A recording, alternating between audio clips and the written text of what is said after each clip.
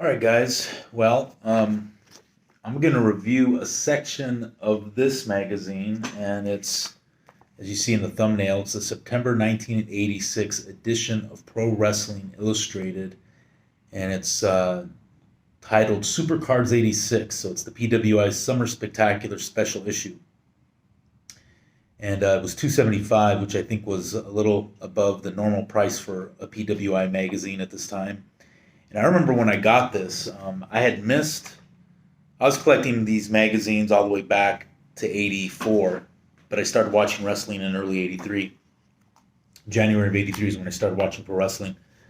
And I remember missing buying this issue for some reason at the time, but a little bit after it came out, you know, Pro Wrestling Illustrated always had this back issue section where you could buy back issues. So I went and I bought this, and it was always exciting to get a back issue of Pro Wrestling Illustrated or any number of the Bill Apter mags, as they called them, in the mail. You'd get it in this like manila envelope, like a 10 by 13 envelope, I think, or 9 by 12, I don't know. And it was always exciting, man. It was pretty cool. And this has always been my favorite magazine of all the Pro Wrestling Illustrated and their family of magazines. It's always been my favorite. So you have basically Supercards 86 was their coverage of the spring Supercards for the various promotions or territories. And this was the first year they had this issue. By this point in time in 1986, spring became pretty much the unofficial season for the year-end Supercards of the various promotions. Jim Crockett had Starrcade at the end of the year, Thanksgiving, but this season of spring would become where you would have WrestleMania, the Parade of Champions for World Class Championship Wrestling. It was called the David Von Erich Memorial Parade of Champions. The Jim Crockett Senior Memorial Cup Tournament, which this was its inauguration. Then you had the AWA had Wrestle Rock 86. Okay, so, and the cover's pretty cool. You have pictures from 3 of the Supercards. Right there, you have Stan Hansen against Nick Bockwinkel for the AWA World Title. And that was held, the AWA's Wrestle Rock was held at the Metrodome in Minneapolis, Minnesota. And that was a big deal. They drew 22,000 fans, the AWA. So, and it was a loaded card too. It was a real good card. We'll talk about that. Jim Crockett Cup, the Senior Memorial Jim Crockett Cup. You have Road Warrior Animal, Headlocking Magnum TA. That was also a great loaded card, and that was co-promoted by Jim Crockett Promotions of the NWA and Bill Watts, which had just changed their name from Mid-South Wrestling to the UWF, Universal Wrestling Federation. And of course, you have WrestleMania 2 with Hulk Hogan against King Kong Bundy on the cover. And there's some other cool articles in here that I'll talk about on another video. But they have the Supercard section, and what they do is they analyze the different Supercards, talk about the matches, the quality of matches, the hype going into them, how well they did at the box office in terms of the amount of fans they drew, and if the event was a success, and also what it said about the future. How was the event in terms of the current situation of the territory, and if they were going to be successful in the future? Was this particular event going to lead them to more success, or was it a sign of decline? And so it's pretty cool. And again, before the Pro Wrestling Observer became mainstream among wrestling fans, things like Pro Wrestling Illustrated and other magazines this is where you got your information, even though by the time it came out on the shelves, the event probably 2 months old. Nonetheless, this was how you got your wrestling info. So if you were a PWI reader, you were considered a hardcore wrestling fan. So anyways, we go back here, and they have a cool color section. Like here, you'll see this is for the WWF's WrestleMania. It's WrestleMania 2. This is covering the Crockett Cup, this section. All right? And this is covering Now, I really wish it would have been the opposite. They gave 2 pages to the Parade of Champions by World Class, but I thought they should have gave 2 pages to what I think was a more successful event, drew more fans, was Wrestle Rock '86. Okay, and that was a better card by a better promotion. So WrestleMania 2, and they note this in the article, was held in 3 locations. I believe Vince was trying to outdo Jim Crockett because in '85, Crockett held Starrcade in Greensboro, North Carolina, and Atlanta, Georgia at the Omni. So the 3 locations for WrestleMania 2 were the Nassau Coliseum in Long Island, New York, the Rosemont Horizon, Chicago, Illinois, and the Los Angeles Sports Arena in Los Angeles. And so they had 4 matches in each card, and then those fans there in attendance can watch the other matches from the other arenas on a closed circuit TV. Now, I was tempted at the time to go to WrestleMania 2, but for some reason, I didn't, because I didn't like the fact that only 4 live matches were going to be shown. And I wasn't too thrilled with the Bundy-Hogan main event because everybody at that time was expecting Savage and Hogan. They were in the midst of a big feud that drew a lot of money. But no, it ended up being Bundy and Hogan in the cage. That famous blue cage the WWF created.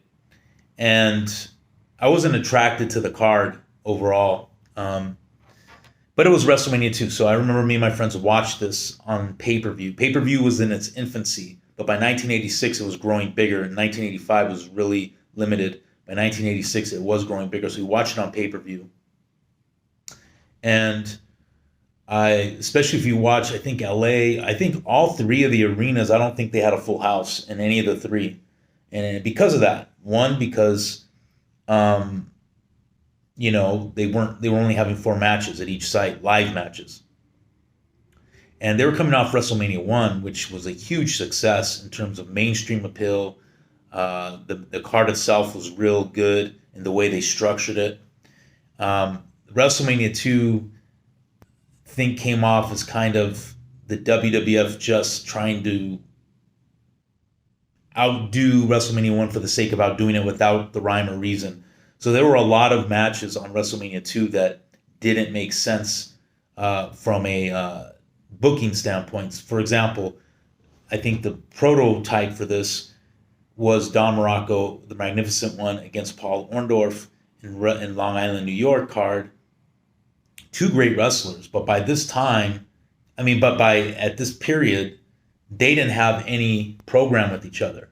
WrestleMania 2 and Starrcade and the Parade of Champions, they were meant for, at least for the upper card wrestlers and even mid card, to where they would wrestle each other. There would be some issue at stake to resolve. This was supposed to be the card that ended feuds, or at least featured a match that maybe is in the middle of a feud. And so the Morocco-Orndorff match had no heat. I remember it being surprisingly boring because I was a big fan of both guys. And Orndorff was in his prime. Morocco was a little bit past his prime, but he was still very solid talent. And unfortunately, I think what should have happened here was they should have paired Morocco with Steamboat and should have extended that feud that began in the summer of '85 and should have had some type of blow-off like a Hawaiian strap match or something like that. And so that match, Orndorff and Morocco, was pretty disappointing. Speaking of Steamboat in LA, he went against Hercules Hernandez, who had arrived to the WWF, I think, November of 1985 from the Florida territory. And it was a good match, but, Ricky Steamboat was a big star at this time in WWF. So I think, again, it should have been, this is WrestleMania 2, this should have been a match for Steamboat that he should have been finishing a program that he had with Morocco. That somehow the WWF, I felt, should have extended to that, to WrestleMania 2. So those are 2 matches, I think, from a booking standpoint that really lacked luster, even though the Steamboat match was actually pretty good in the ring, whereas the Morocco-Orndorff match was pretty boring. And then you had Adrian Adonis, who had adopted by now the homosexual gimmick against, who did he wrestle? I forgot who Adonis wrestled. Well, we have it right here. What am I doing? Uh, Uncle Elmer. I was going to say that. So that was just a whatever match. I mean, it's an okay match for a big card because not every match you're going to have is going to be like a marquee match. So I think that was an okay match. Now the surprisingly very good match, not surprisingly because you had good talent in here. The Funks, Dory and Terry. Terry, remember, was feuding with the Junkyard Dog in '85, and I saw one of those matches live at the Sports Arena in '85. And him and Dory Jr. were taking on Junkyard Dog and Tito Santana. Now Tito was fresh off a intercontinental title run, and where he held it, I believe, twice. He beat Morocco, lost to Valentine, then beat Valentine in July of '85 in Baltimore in the cage match. And Junkyard Dog was still, now physically he was past his prime because he had gained weight from his Mid-South days, but as far as a box office talent, he was at his peak in WWF. He was very popular, and he could draw money. So it was a very good match, very good tag match, one of the better matches of WrestleMania 2. So those are 3 of the 4 matches at the Sports Arena. Now going back to the Nassau Coliseum, you have Savage again. Disappointing. Randy Savage here was he was just on fire. He had just won the Intercontinental title, was in the midst of a feud, or had just finished it, a run, not a feud, but a run with Hogan. And a lot of people felt Savage should have been in the main event with Hogan.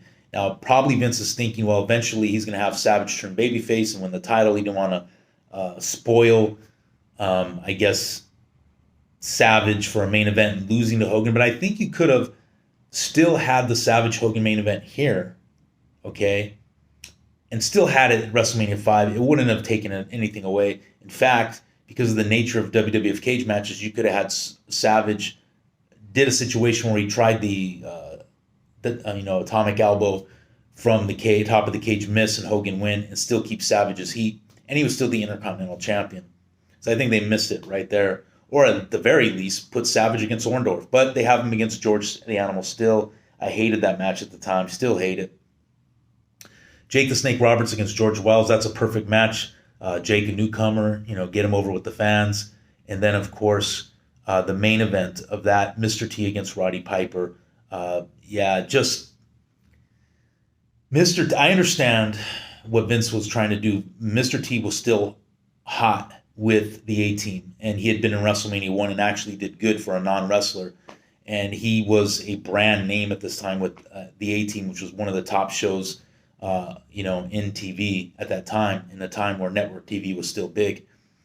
And so I could see why they would put T with Piper, but it just didn't come off in the ring that well. One thing, okay, that I think they should have done was extend the Piper-Orndorff feud into WrestleMania 2. But for some reason, as hot as that feud was hot, because I went to a Piper-Orndorff match at the Sports Arena in LA, and it was on fire. But for some reason, that feud just sizzled out unexpectedly, like out of nowhere, just sizzled as hot as it was. I think they should have tried to keep it going, maybe till WrestleMania 2, and have Mr. T involved, maybe be in the corner of Orndorff. But I could see why Vince puts the match together, because T was still a hot star. But it didn't go off well, and this was actually, I think, the peak of Mr. T, and soon after in Hollywood, his star would start to fade soon after this. So that's what we got going on in Nassau Coliseum. Now in Chicago, in the Rosemont Horizon, you have the fabulous Moolah, who had in December beat Wendy Richter. Now that is a story in and of itself. And in part 2 of this video, as we go through Supercards 86 and analyze the Supercards, and then eventually I want to talk about the other features of this particular issue of the magazine, other articles. Part 2, we will tackle what took place with fabulous Moolah and Wendy Richter, and how Wendy by this time doesn't have the title anymore. Wendy was one of the hottest stars in the WWF from like mid-'84, I would say, through, pretty much till she lost the title in December of '85. But we'll talk about that. And thank you for watching. Bye.